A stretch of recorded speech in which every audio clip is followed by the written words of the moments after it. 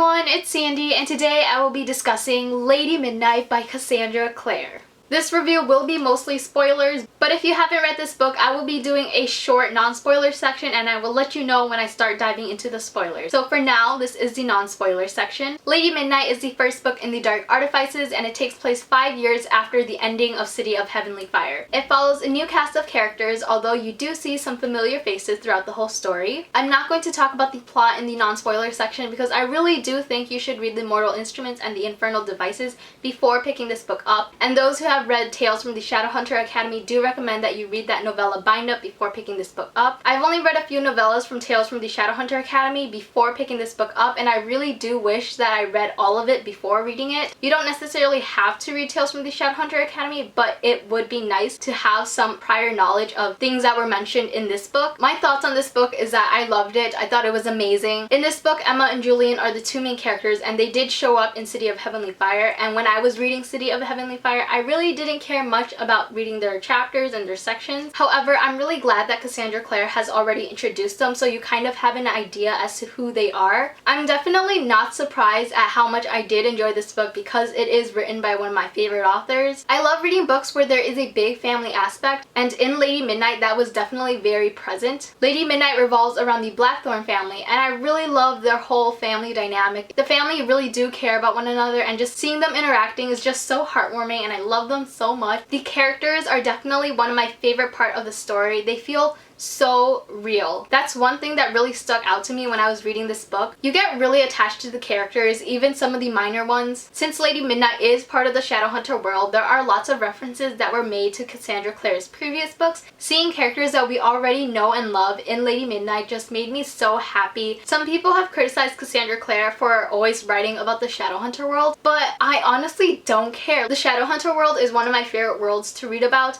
and I love that Cassandra Clare can do so much in this world. She never fails to surprise me in her books. You think you know the Shadowhunter world, but then she throws something at you and you're just like, whoa. And Cassandra Clare's writing has definitely really improved. I really love her writing. I really don't know how to describe it, but there's just something about it that makes you want to continue reading and reading and reading and never stop, because her words and her story are just so wonderful and beautifully crafted. I really like that Emma was already a Shadowhunter prior to the start of this book. In the Mortal Instruments and the Infernal Devices, Clara and Tessa weren't raised as Shadowhunters, so it's interesting to read from the perspective of someone who is already a Shadowhunter. I really loved Emma's character. I wasn't expecting to love her character as much as I do because I love the characters in the Mortal Instruments so much. The Mortal Instruments is one of the series that really got me into reading, and I really wasn't expecting to love new characters in the Shadowhunter world as much as I love the characters in the Mortal Instruments. Emma is just really badass, and I really love some of her sassy moments, and I really liked her relationship with Julian and seeing it develop throughout the story. There is a lot of heartbreak in this book, and I can tell that there will be plenty more in the next books. I rate this book a 5 out of 5 stars. The first half of this book was a solid 4 out of 5 stars, but the second half just blew my mind, and I couldn't help but give it a 5 stars because it's just that amazing and I loved it so much. That is the end of my non-spoiler section, and now I'm going to jump into the spoiler section. So if you haven't read this book, you should X out of this video because you will be spoiled. I don't even know where to begin to talk about spoilers because so much happened. I didn't take notes while I was reading because I really wasn't planning on filming a book review, but I just need to discuss my feels, and so this review and discussion is probably all over the place, but I'm just gonna start with Christina's character. I really love her character. I really love her friendship with Emma, and I really love it when a book has a really great friendship element to it. There was a part in this book where Christina told Emma that she would have loved it if Emma was her parabatai, and then Emma was thinking, yeah, she would have loved Christina to be her parabatai too. And then there was that scene where Emma and Christina are in the car, and Christina knows that there's something going on with Emma, and that was when Emma has already slept with Julian. Emma was really secretive about it at first, and then she just blurts out that she slept with Julian, and I loved Christina's reaction to it. I guess I should talk about Julian and Emma. Julian and Emma are parabatais. Parabatais are forbidden from falling in love, and I really have no clue how that's going to play out. Emma and Julian, they have to be together by the end of the story. Hopefully they're together. I don't know what Cassandra Clare will do. I've heard that the ending of this trilogy will be be a lot more heartbreaking than the ending of the Infernal Devices, so that kind of makes me nervous. Hopefully there isn't many deaths of some beloved characters and that there is a sort of happily ever after, but I am very nervous about how the whole Parabatai thing will play out. We know that when Parabatais draw runes on one another, the runes are a lot more powerful, and that makes me think of the Shadowhunters TV show where Jace and Alec were just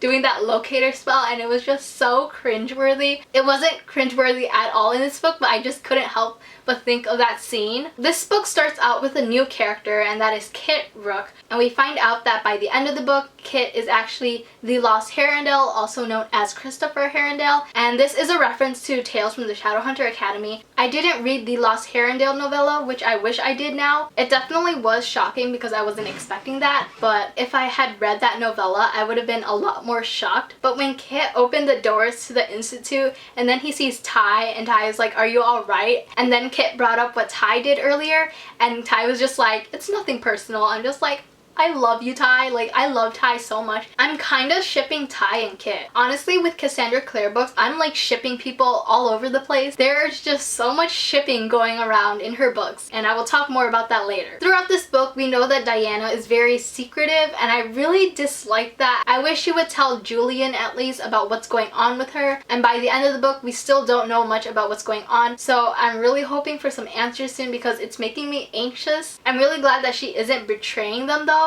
because the whole showdown at the end of the book and we saw Diana, I was like, no, Diana cannot be the one who has started all the murders, and I'm really glad that she isn't the one. So that kind of lifted a weight off my chest, but then we find out that it's Malcolm Fade. I really didn't see that plot twist coming, and it really surprised me, especially since Malcolm was a really good friend of the Blackthorn family and of Magnus, and then we find out what Malcolm has been doing all along, and it just really makes me sad. Knowing his backstory, it does make me kind of sympathize with him, but at the same time, he killed all these people. He killed Emma's parents. All of Cassandra Clare's villains are just so complex, and I love that. Other than Julian, my favorite Blackthorn is probably Ty. I really love Ty and Livy's relationship. You can tell that they really care about each other, and it kind of makes me sad that Ty doesn't want to be Parabatai with Livy. When we find out that Malcolm is the one responsible for all the murders, and the house basically explodes when Julian reads that note, Ty basically pushed Livy out of the way and covered her with his body, and I was just like, oh my god, Ty, you're adorable, I love you. And then Livy said something about how he didn't have to do that, and then Ty was like, yeah, but you want someone to protect you, right? I love that scene so much. Going back to the Parabatai curse, we learn from Jem why Parabatais can't fall in love, and then Tessa says that it's easier to end someone else's love for you than kill your love for them. Emma is definitely going to make Julian hate her and think that she doesn't love him, and then when they talked afterwards and she said that she didn't love him, then she went to Mark and asked him if he could pretend that they're falling in love, and I'm just like, no. And then he's like, why lie? And I'm just like, no, no, no. Emma and Mark fake dating is one thing, but actually being in love and being an actual couple just breaks my heart for Julian so much. I really hope that Emma and Mark really don't become a thing, but knowing Cassandra Clare and the heartbreak that she does, that it's going to happen. All of the romance in this book is very complicated. Emma likes Julian, but she's going to be dating Mark.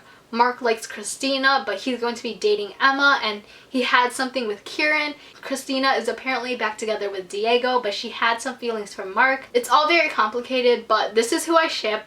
Emma and Julian, of course. And I really want Christina and Mark to end up together. Also, the whole thing with Julian framing Nightshade of something that he didn't do, that is definitely going to come into play later on in the books. I really don't understand why he framed Nightshade. I probably missed something. If you know the answer, please let me know, because I was just really confused as to why Julian was doing that. Like, what was the overall purpose of it? The one-on-one with Malcolm and Emma. Emma stabs Malcolm and then she sends him into the ocean. I'm the type of person who does not believe that a character is dead unless you physically see the body and then like stab it a few more times until you know for sure that the heart is no longer beating. There are signs that indicate that Malcolm is dead because his magic is failing and the wards have broken off and stuff like that, but I really don't believe that Malcolm is dead because he's a warlock. Warlocks have magic. He must have done something to get away and survive. Those are basically all of my my major thoughts on this book. Like I mentioned earlier, I didn't take notes, but if there is something that I didn't bring up and you want to discuss about, leave it down below in the comments. And I think you should mention that the comic contains spoilers so other people won't get spoiled when reading through the comments. I'm really looking forward to reading the next book because I know that there's so much that's going to happen. Overall, this book was amazing. I loved it. I love the characters. I love the plot, all of the surprises and the plot twists. I hope you guys enjoyed this review and discussion. Let me know your thoughts in the comments below, and I will see you guys next time. Bye!